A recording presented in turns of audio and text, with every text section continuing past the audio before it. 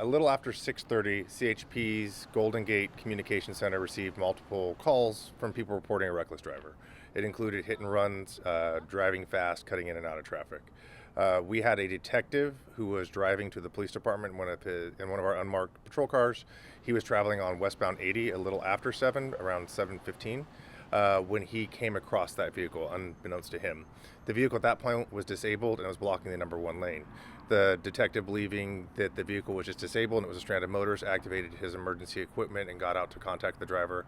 At that time, the initial reports seemed to indicate that the driver was holding some type of metal object in his hand.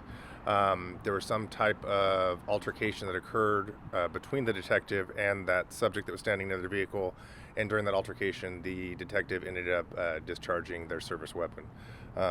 The individual was struck by the shots, and medical aid was rendered at the scene. They were transported to a local trauma center.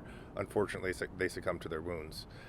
Due to the location of the incident, CHP initially responded, and ultimately the Department of Justice has taken over the investigation.